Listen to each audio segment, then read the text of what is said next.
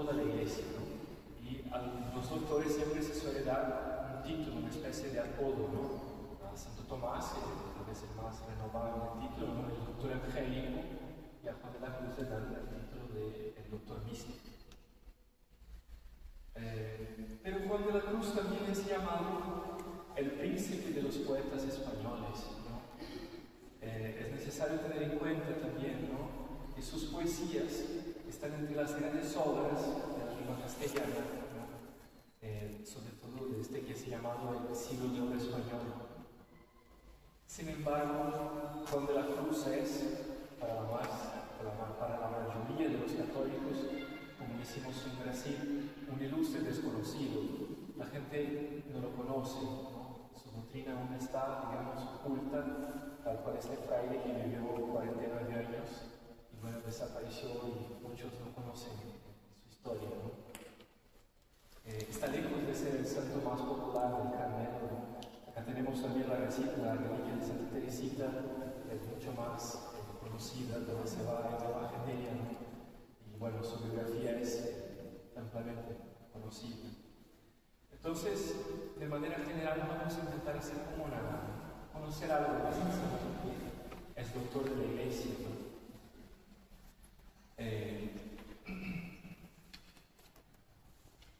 Juan de la Cruz nace en Fontiveros, un pueblito de 5.000 habitantes, en el año de 1542, en las cercanías de Ávila. Acá ya hacemos una distinción de Santa Teresa de Jesús, Santa Carmelita, algunas veces nombrada como Santa Teresa de Ávila, pero San Juan de Ávila es un otro santo, también proclamado doctor de la Iglesia, y no es San Juan de la Cruz. Él, como hizo habló en la traducción de Fray Augusto, nació en una familia muy pobre. San Juan de la Cruz podríamos también nombrarlo como superviviente de la pobreza. Sin embargo, su padre venía de familia noble, Gonzalo de Yepes se llamaba, ¿no? Juan de la Cruz nace con el nombre de Juan de Yepes. Venía de familia noble, pero para casar con la madre de San Juan de la Cruz tuvo que renunciar a su herencia, porque la familia del padre consideraba el casamiento en desventaja, ¿no? Era un casamiento desigual, porque la señora no tenía origen noble, por tanto el padre de Juan de la Cruz fue desheredado. Y bueno, en este hogar de pobreza nacen, en este hogar de pobreza, nacen 3 hijos: Francisco, el más grande, Luis, el del medio, y Juan, el más joven. El del medio, Luis, muere, dicen los estudiosos, y así se lo cree, de hambre, dado el grado de pobreza en que se encontraba esta familia.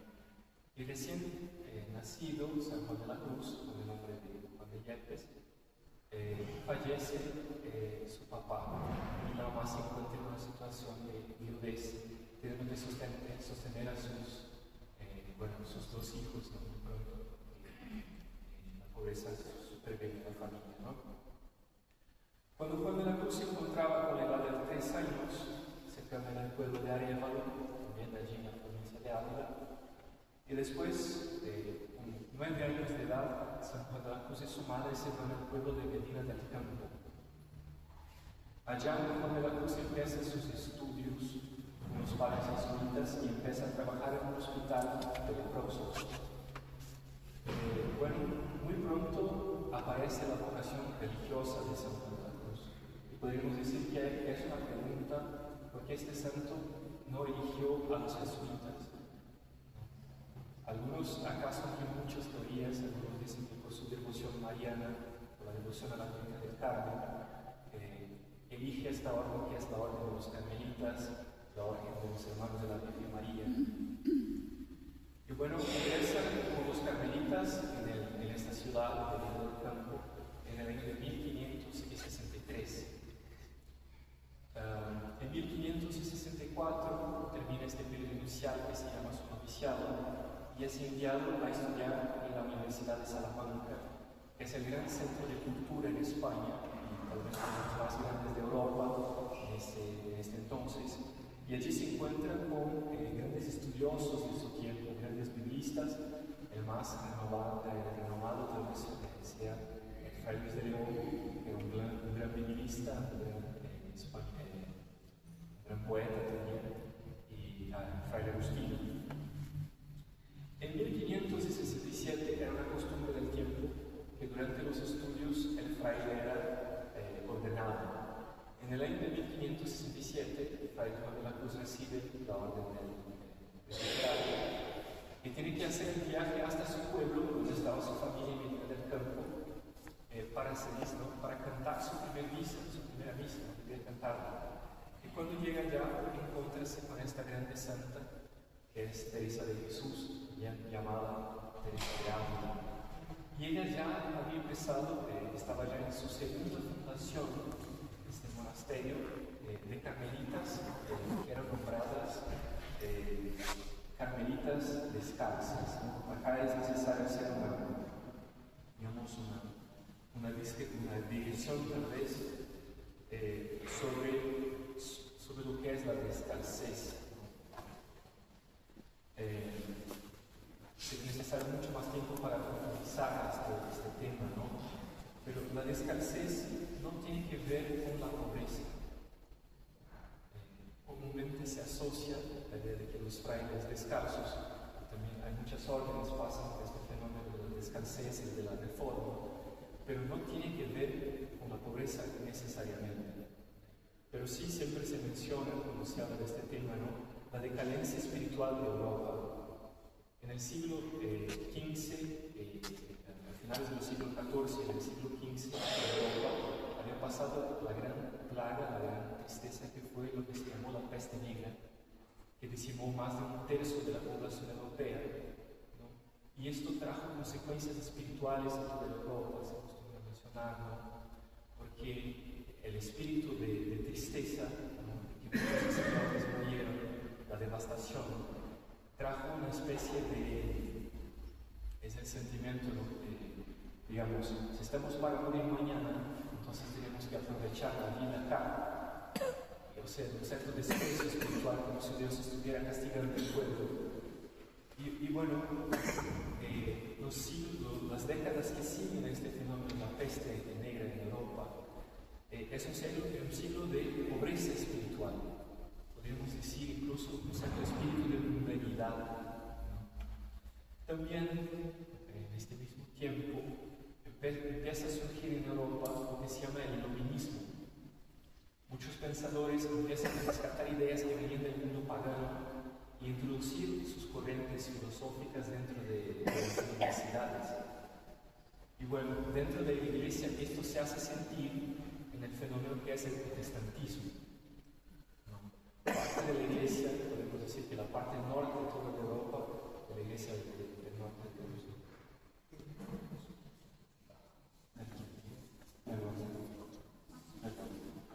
Voy a intentar hablar así. El protestantismo era un fenómeno, ¿no?, que tiene muchas raíces que podemos, digamos, buscar, ¿no?, pero en gran parte era como una especie de revolta contra la Iglesia. Y bueno, esto se hace sentir en Alemania, se hace sentir en Francia, se hace sentir en Inglaterra y empieza a llegar hasta España. Y dentro de este escenario, las órdenes religiosas lo sienten, ¿no?, como una especie de pobreza espiritual. Y entonces muchos estudiosos nombran como la Iglesia necesita reaccionar, y reacciona en este fenómeno que se llama la contrarreforma, ¿no? Y bueno, allá en un convento en la ciudad de Ávila estaba esta señora que se llamaba Teresa de Cepeda y Ahumada, y empieza ese movimiento que se llamó el Carmelo Descalzo. Era un grupito de monjas, al principio solo 4, que decidió vivir una vida más recogida, una vida de oración mística, de recogimiento, porque Santa Teresa pensaba: yo no soy una gran predicadora, yo no tengo un gran conocimiento, yo no puedo salir a pelear contra los protestantes, contra los herejes, pero puedo hacer mi oración recogida en un monasterio. Lo que pasa es que el monasterio donde ella había ingresado tenía 150 monjas. Era un monasterio muy lleno, que tenía una vida social muy activa. Entonces ella hace la opción de recogerse a un monasterio chico, donde pocas y buenas, como decía ella, deberían rezar esto que ella llama, ¿no?, la oración de recogimiento, la oración de contemplación. Y esto recibe, en gran parte por una influencia franciscana, el título de reforma. Pero nosotros, los frailes carmelitas al menos, rechazamos el título de Teresa como reformadora. Para nosotros Santa Teresa es la fundadora, porque entendemos que Santa Teresa recibe un carisma, recibe una inspiración, y en este momento está fundando una nueva rama del Carmelo, que va a se llamar de allí en adelante, ¿no?, el Carmelo Descalzo. Y bueno, San Juan de la Cruz había pasado esos años en el Carmelo, entre 1563 hasta 1567, viviendo su vida en el Carmelo, y estaba de alguna manera descontento y no había conocido a Santa Teresa. Pero cuando va a venir del campo a cantar su primera misa, allá se encuentra con esta mujer que tenía estas ideas un poco diferentes, y Santa Teresa hace la invitación a Juan de la Cruz a empezar este movimiento con los frailes. Es interesante notar que Juan de la Cruz en sus escritos, y nosotros también en la orden, jamás lo consideramos fundador. Él tampoco se consideraba fundador.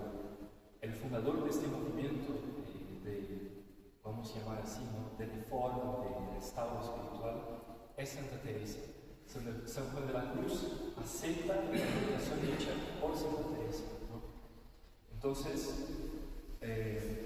cuando Santa Teresa lo encuentra, este fraile tenía ideas de cambiarse a la Cartuja, que era la orden, tal vez aún sea hasta hoy, ¿no?, la orden más recogida de la Iglesia, ¿no?, la orden más, que es una orden de ermitaños, por así decirlo.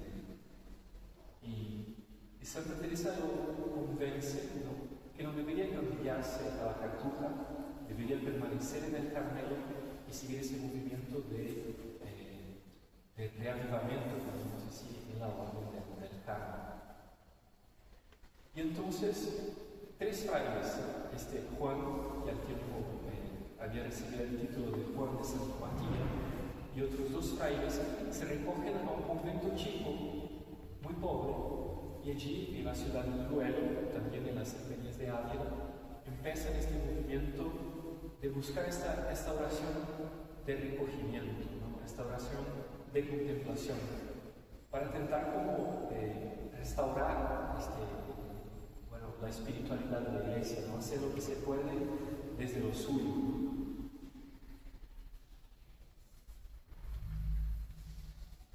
Acá algunos toques, ¿no?, sobre la vida de Juan de la Cruz. Seguro que no voy a lograr, digamos, hacer una gran explanación sobre la vida de Juan de la Cruz, pero cito este libro que para nosotros es un libro básico, que fue escrito por el Padre Crisóstomo de Jesús, se llama La vida de San Juan de la Cruz. Es fácilmente encontrable porque ya tiene muchas décadas y fue publicado muchas veces. Juan de la Cruz no recibió grandes encargos, digamos, llegó a ser prior de algunos conventos durante su vida, ¿no? Pero fue al máximo un director de aulas, director de monjas, espiritual de monjas y maestro de novicios de frailes. Por eso podemos decir que Juan de la Cruz fue un gran conocedor del alma humana. Conocedor primero porque experimentó la oración de contemplación, la vivió en profundidad, ¿no? Y después conocedor porque le tocó dirigir muchas monjas, muchos novicios, y en este proceso de dirección fue conociendo de alguna manera las profundezas del alma humana, ¿no? Y bueno, en el año de 1575 ya habían allí muchos conventos de monjas llamadas descalzas y muchos conventos de frailes también. Empieza un proceso de persecución a los llamados descalzos, ¿no? estos frailes que pasa que nosotros hoy llamamos calzados o de la antigua observancia, empiezan como a perseguir el movimiento fundado por Santa Teresa. Y en el máximo, ¿no?, de la persecución, en el año de 1577, algunos frailes, que hoy podemos llamar calzados, ponen Juan de la Cruz, lo sacan de la ciudad de Ávila, donde él estaba, y le llevan a la ciudad de Toledo y lo ponen en la cárcel. Era una cárcel religiosa. Los conventos antiguos solían tener esto que se llama la cárcel, una especie de una prisión interna. Si algún fraile se portaba bien, lo metían en la cárcel. Y estos frailes, con miedo de las ideas predicadas por Juan de la Cruz, lo meten en la cárcel en esta ciudad de Toledo. Y Juan de la Cruz va a pasar 9 meses metido en esta cárcel por sus propios hermanos frailes carmelitas, ¿no? Y en estos 9 meses, es difícil decirlo, pero para gracia nuestra, van a surgir estos poemas de Juan de la Cruz, que son obras maestras de espiritualidad, ¿no? Son escritos allí en la cárcel. Juan pasa estos 9 meses y al final de ellos tiene que huir de esta cárcel. Hay muchas teorías de cómo lo hizo. El padre Crisóstomo intenta enumerar algunas. Algunos dicen que el carcelero no tuvo piedad de él y lo dejó escapar, ¿no? Y él sale huyendo de allí, lleva sus escritos, que son como poemas desde las profundezas de su alma. Él reinicia su vida como fraile. Y estos poemas son llevados a sus dirigidos espirituales, sobre todo las monjas. Las monjas de la ciudad de Toledo mismo empiezan a guardar estos poemas y bueno, se diseminan por España. Pero surge una nueva dificultad, ¿no? Acá, estos poemas son una manera de alcanzar, están escritos en esto que se llama el lenguaje místico. O sea, ustedes seguro que ya vivenciaron esta experiencia, que ustedes viven algo y tienen la dificultad de narrar lo que le ha pasado. Y bueno, en la experiencia de un místico, en la experiencia de una persona que tiene un contacto tan profundo con Dios, es necesario usar un lenguaje simbólico. O sea, voy a decir una cosa, pero lo que quiero decir es solamente un símbolo de lo que en verdad quiero decir. Bueno, la manera más fácil de expresarlo son los poemas, ¿no? El agua, por ejemplo, se vuelve un gran símbolo de la espiritualidad, el fuego, el viento. Pero es solamente una imagen que se usa para decir alguna cosa. Esto es lo que se suele llamar el inefable. O sea, es algo de lo que no podemos hablar en verdad, pero intentamos, y para intentarlo usamos el lenguaje poético. Y Juan, como gran poeta que era, se vale de este lenguaje. Pero hay un problema. Sus dirigidos piden a él explicaciones sobre estos poemas, lo que esos poemas en verdad quieren decir. Tal vez yo deba leer ese poema que tal vez es el más conocido, para que se vuelva más. Es un poema de 4 estrofas, ¿no?, que la llama viva de amor, la llama de amor viva. Oh llama de amor viva, que tiernamente hieres de mi alma en el más profundo centro, pues ya no eres esquiva, acaba ya si quieres, rompe la tela de este dulce encuentro. Oh cauterio suave, oh regalada llaga, oh mano blanda, oh toque delicado, que a vida eterna sabe y toda deuda paga. Matando muerte, en vida la has tocado. Oh lámparas de fuego, en cuyos resplandores las profundas cavernas del sentido, que estaba oscuro y ciego, con extraños primores, calor y luz dan junto a su querido. Cuán manso y amoroso recuerdas en mi seno, donde secretamente solo moras, y en tu aspirar sabroso, de bien y gloria lleno, cuán delicadamente me enamoras. Bueno, este lenguaje es un lenguaje esponsal, por así decir, habla del alma como la esposa de Dios y de esta relación de amor, ¿no? de la relación del alma con Dios y como una relación del esposo para con su esposa. Y habla de la llama, que es un cautelio suave. Por ejemplo, el cautelio suave es una contradicción. Algo que quema no es suave.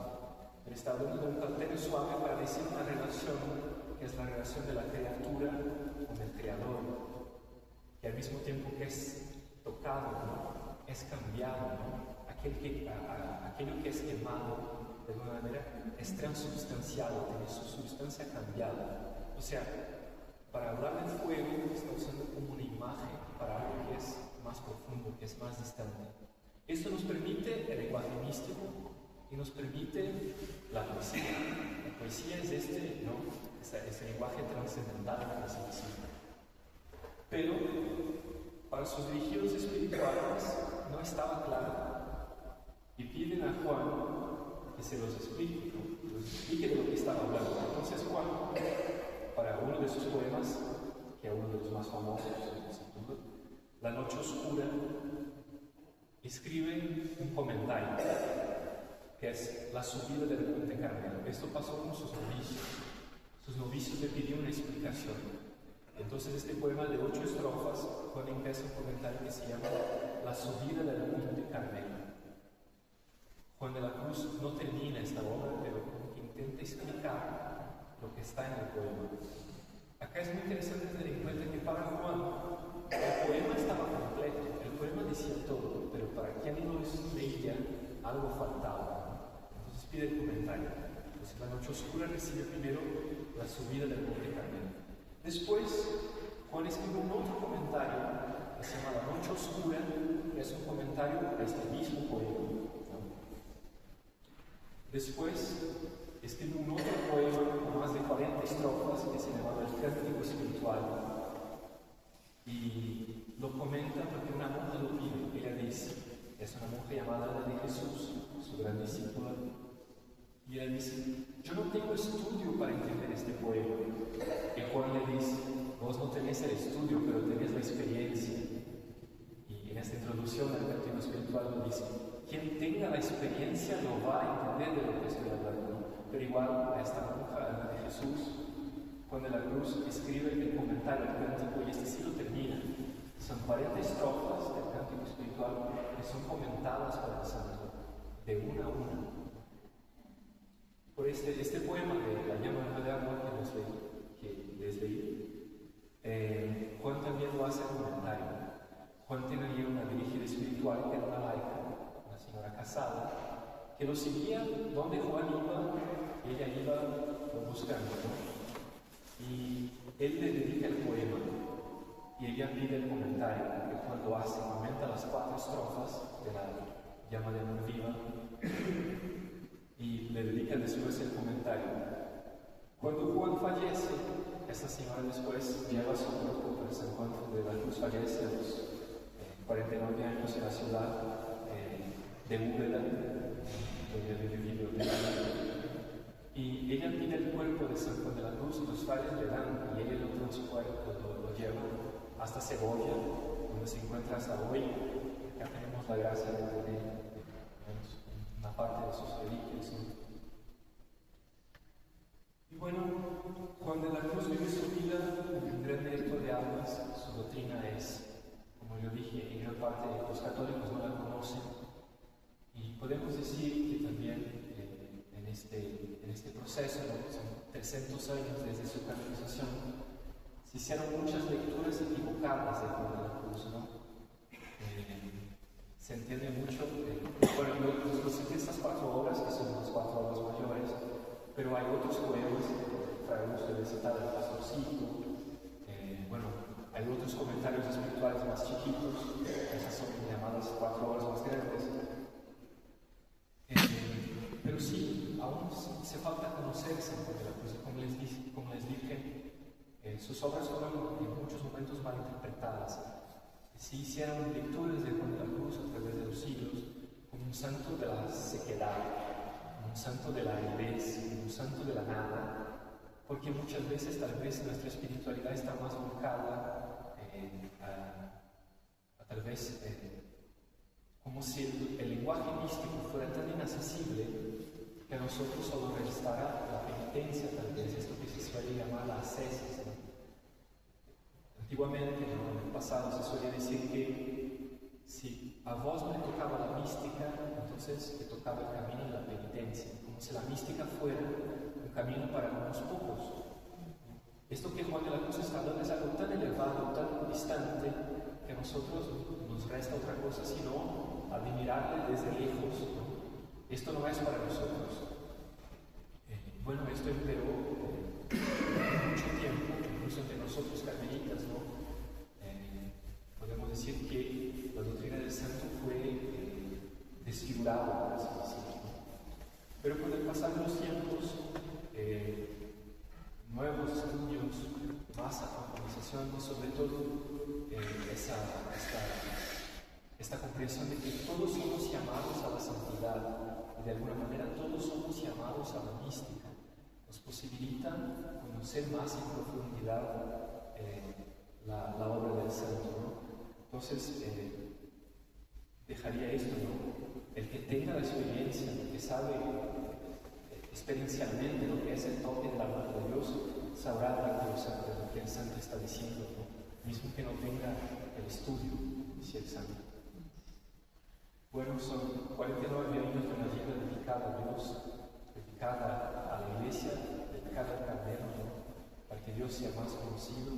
Y bueno, es un gran regalo que la iglesia da a nosotros, a la iglesia universal, ¿no? Y agradecemos al Padre la oportunidad, una gran alegría estar aquí. Gracias.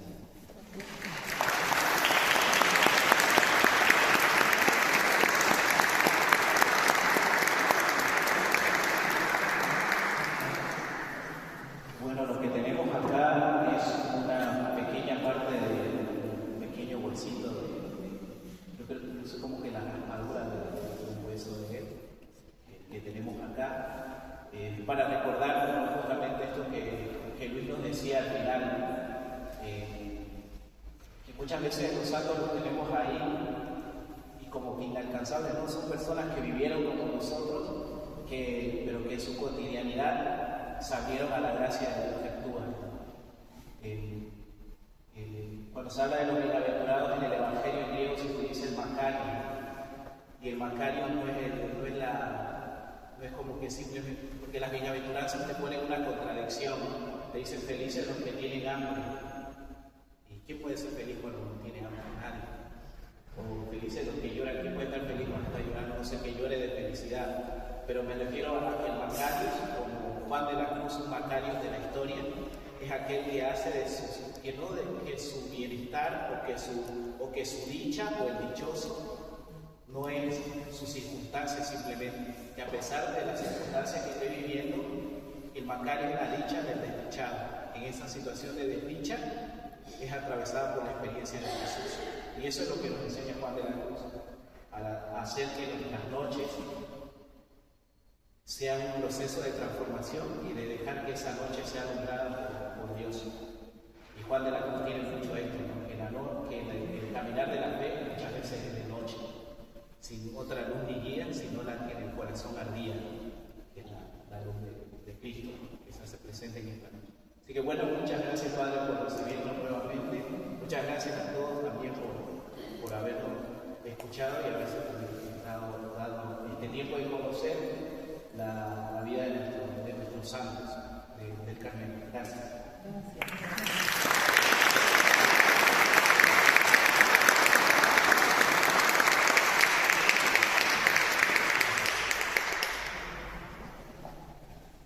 Bueno, muchas gracias a los frailes, Augusto, Fray Luis.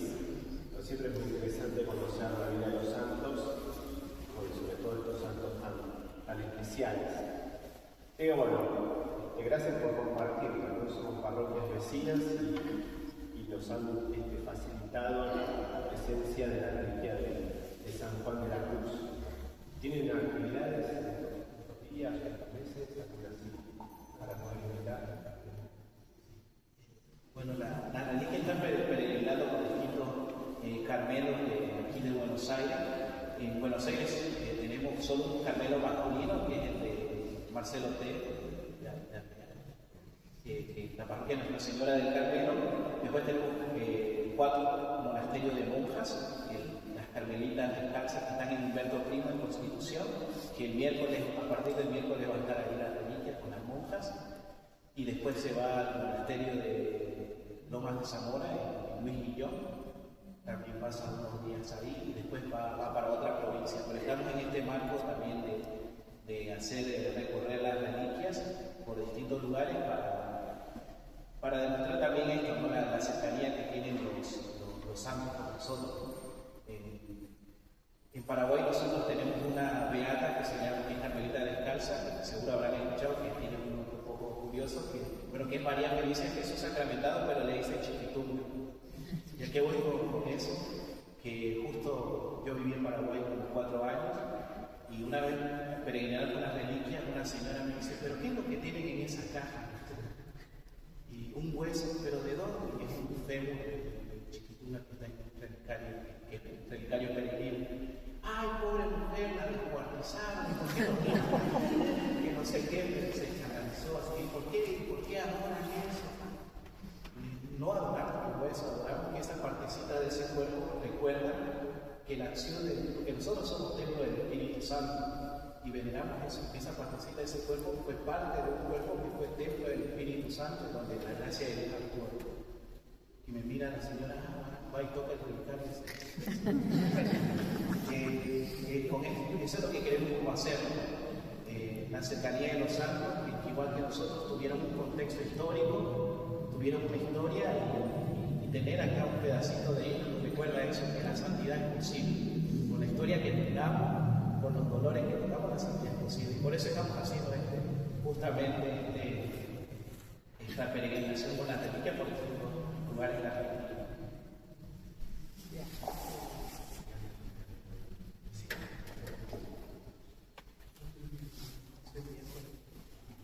Bueno, mañana también van a estar las reliquias, así que por momento la van a buscar. Aprovechen, también comenten para que vengan